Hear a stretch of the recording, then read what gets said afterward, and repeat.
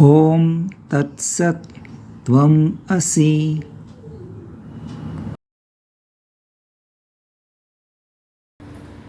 हरि ओम।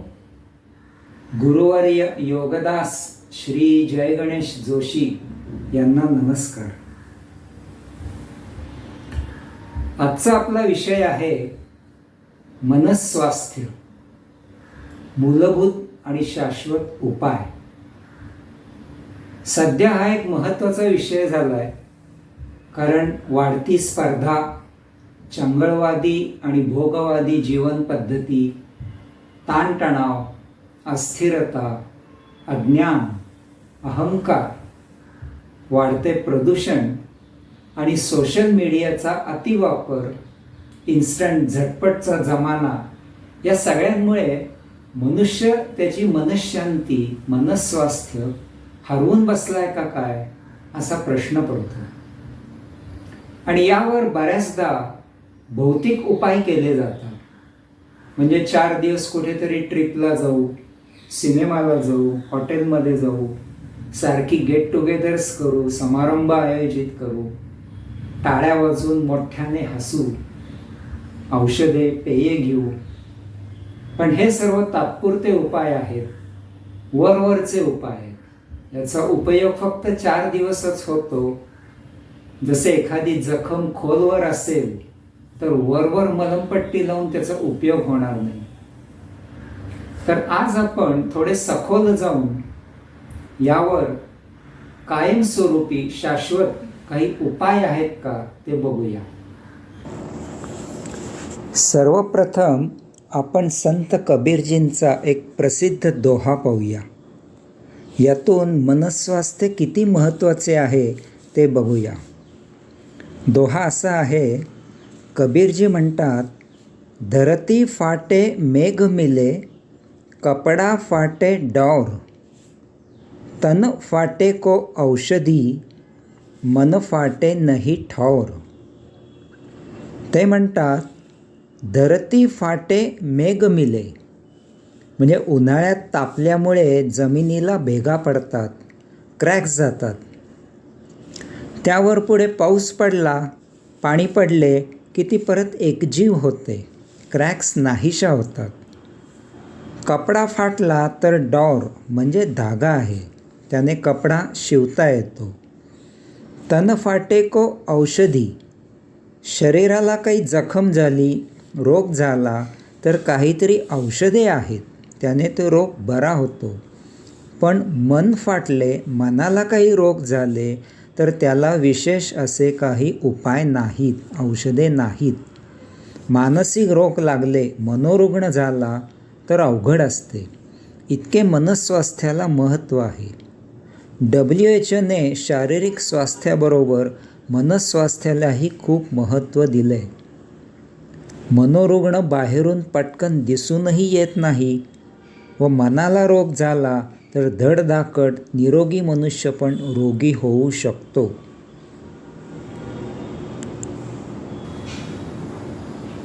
मी हा असा एक चार्ट केलाय। आता याच्यामध्ये एक कठोपनिषदातील एक प्रसिद्ध श्लोक आहे, तो आपण पहिला बघूया।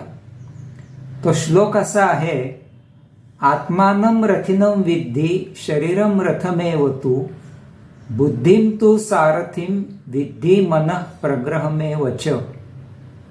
अर्थात, अंतरात्म्याला रथाचा स्वामी समज आणि शरीराला रथ समज, बुद्धीला रथाचा सारथी समज आणि मनाला सारथ्याच्या हातातील लगाम समज। आता हे जे इथे उदाहरण दिलंय रथाचं, त्याच्याऐवजी आता आपण थोडंसं आजकालच्या युगात उपयोगी म्हणजे कारचं उदाहरण पाहूया। आपले शरीर ही एक कार आहे। स्टीअरिंग हे मन आहे, ड्रायव्हर म्हणजे बुद्धी आहे आणि मालक म्हणजे त्या शरीरातील आत्मा आहे। बघा, म्हणजे मन हे गाडीचं स्टीअरिंग आहे। गाडी जीवनात कुठल्या दिशेने जायचे हे मन ठरवते। जीवनाची गाडी इच्छित स्थळी न्यायची का कुठे भलत्याच दिशेला भरकटवायची हे मन ठरविते. ड्रायव्हरने, बुद्धीने त्याला योग्य दिशेला न्यायचे आहे. आत्मा सांगेल तसे. आत्मा मालक आहे. मालक सांगणार कुठे जायचे ते. आत्मा हा देहाचा स्वामी. त्याने देह धारण केला आहे. आत्मा ठरविणार, म्हणून आत्मप्रेरणेने जीवन जगायचे आहे. श्रीमद भगवद्गीतेतही 3ऱ्या अध्यायात श्लोक क्रमांक 42 भगवंत श्री आपल्याला महत्वाचा क्रम सांगत आहेत. तो श्लोक असा आहे, इंद्रियाणि पराणि आहु इंद्रियेभ्यः परं मनः मनसः तु परा बुद्धिः य बुद्धे परतः तु सहा. अर्थात देहापेक्षा इंद्रिय मोठी आहेत. इंद्रियांपेक्षा मन श्रेष्ठ आहे. मनापेक्षा बुद्धी महान आहे. बुद्धीपेक्षा तो पुरुष परम आहे.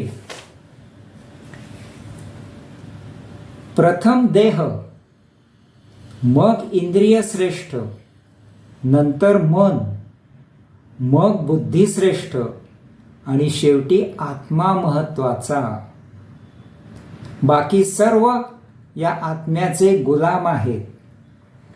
नोकरांनी मालकाच्या आज्ञेप्रमाणेच वागले पाहिजे. आत्मा मालक आहे. नोकरांनी मनाने स्वतःची मनमानी सुरू केली तर जीवनयात्रा आनंददायी होईल का?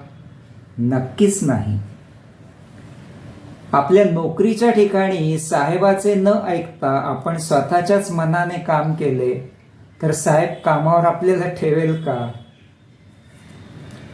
दुसरं महत्वाचं म्हणजे मन हे शरीरापेक्षा श्रेष्ठ आहे. आपण शरीराची भरपूर काळजी घेतो. शरीराला आराम, सौख्य कसे मिळेल ते पाहतो.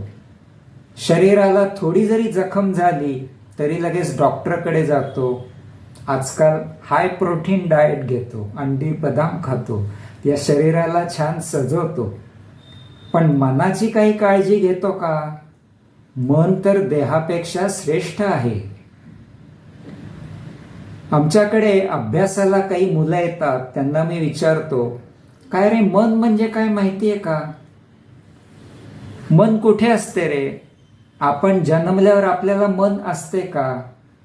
मग नंतर ते कसे तयार होते? मुले गोंधळतात. काही माहीत नसते. पूर्वीच्या काळी गुरुकुल पद्धतीत हे सर्व शिकवले जायचे. समर्थ रामदास स्वामींनी बघा, शरीरासाठी सूर्यनमस्कार, जोर बैठका काढल्या. शरीर मजबूत निरोगी पाहिजे. नंतर मन श्रेष्ठ म्हणून मनाचे 205 श्लोक दिले. बुद्धी श्रेष्ठ म्हणून स्वतः त्यांनी गायत्री पुरश्चरणे केली. धियो यो नः प्रचोदयात, मला चांगली बुद्धी दे. दासबोध सांगितला बुद्धीसाठी. आणि शेवटी आत्मा श्रेष्ठ म्हणून आत्माराम ग्रंथ लिहिला. ज्ञानेश्वर माऊलींनी पण बघा, सुरुवातीला हरिपाठ अभंग सांगितले, नंतर भावार्थ दीपिका सांगितली, अर्थात ज्ञानेश्वरी, आणि आत्मा श्रेष्ठ म्हणून अमृतानुभव सांगितला. तसेच चांगदेव महाराजांना चांगदेव 65 पण सांगितली. आता आपण बघूया या मनाच्या या 4 अवस्था काय आहेत. एक असते बाह्य मन किंवा त्याला चित्त असेही म्हणतात. हे बाह्य मन बाह्य विषयात रममाण होणारे असते, रस घेणारे असते. नंतर आहे अंतर्मन, सूक्ष्म मन आणि अमन. आता आपण म्हणले तसे की मन आणि बुद्धी हे आत्म्याचे गुलाम आहेत. आत्मा स्वामी आहे. आत्म्याच्या इच्छेनेच गोष्टी घडायला पाहिजेत. हे सूक्ष्म मन आत्म्याच्या जवळ असते. आत्मा त्याला प्रेरणा देत असतो. असे करायला पाहिजे, तसे करायला पाहिजे. आणि त्या प्रेरणा हे सूक्ष्म मन अंतर्मनाला देत असते व अंतर्मन चित्ताला सांगते की कसे करावे ते.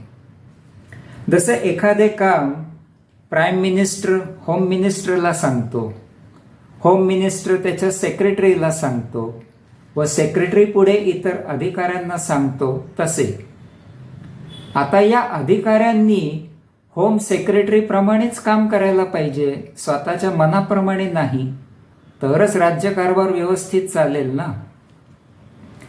घरी स्वयंपाकाला आचारी ठेवलाय, मालक सांगणार आज ही भाजी करा, उद्या ती भाजी करा.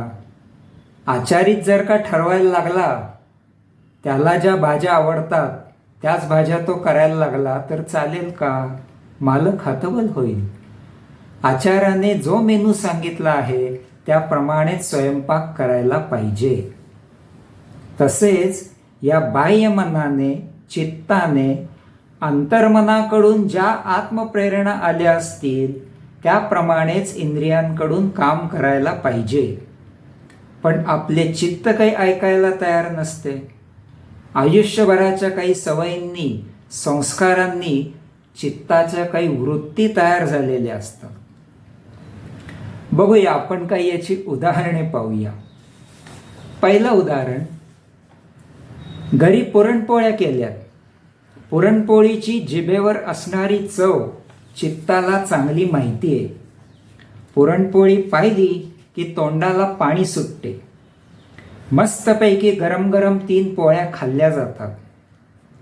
अंतर्मन आतून सांगते, चला आता बास, पोट भरलंय, नको आता.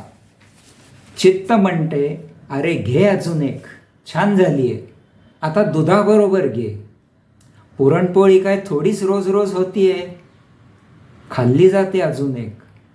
अंतर्मन म्हणते, अरे आता तरी बास, पोट बिघडेल. चित्त म्हणते, आता शेवटचीच, परत नाही, आता शेवटचीच एक तुपाबरोबर फक्त खातो. यावेळी जरा पोळीचा साईज लहानच वाटतोय. 5 पोळ्या खाल्ल्या जातात.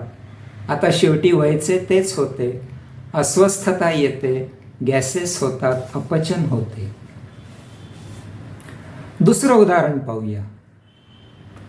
चित्त म्हणते, जरा आज आपण ओली पार्टी करूया, बरेच दिवसात मित्र जमलो नाही, एन्जॉय करूया. अंतर्मन म्हणते, अरे सारखी दारू शरीराला चांगली नाही, cigarette smoking is injurious to health. चित्त म्हणते, अरे असले बुरसट व खुळचट विचारांचे आम्ही नाही, आता जग बदललंय, सगळेजण असाच एन्जॉय करतात. अंतर्मन सांगते, अरे बास, आता तरी घड्याळाकडे बघ, रात्रीचा 1 वाजलाय. चित्त म्हणते, असू देत, आज पूर्ण नाईट धमाल करायची आहे. आता याला काय करणार? तिसरे उदाहरण पाहूया. चित्त म्हणते, युरोपमधला हा देश आपण फिरलो नाही, यावेळी तिथे ट्रिपला जाऊ. अंतर्मन म्हणते, अरे दरवर्षी आपण फॉरेन टूर करतोच की, यावर्षी नाही झाली तर एवढं काय बिघडतंय?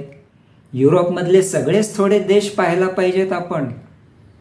त्यापेक्षा यावर्षी आपल्या जवळच्या हॉलमध्ये एक भगवद्गीतेचा सप्ताह आहे, गीतेवर प्रवचने ऐकूया व जे पैसे वाचतील ते आपण शहीद झालेल्या जवानांच्या वीरपत्नी किंवा कुटुंबियांना देऊ.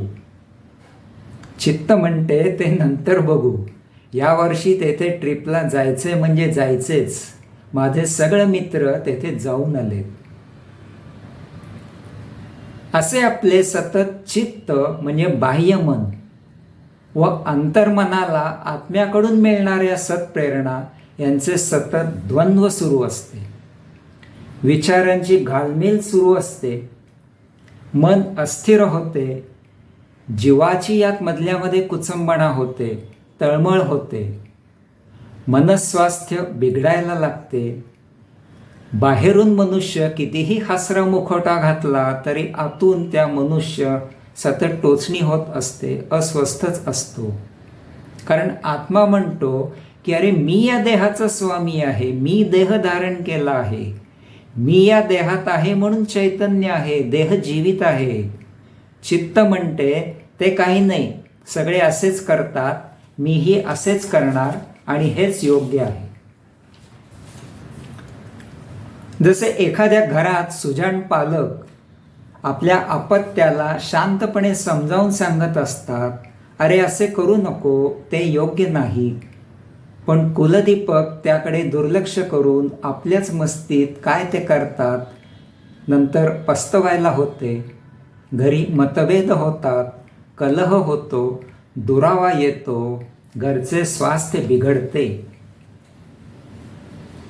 तसेच आपल्याही या स्वघरात देहात कलह होत असतो.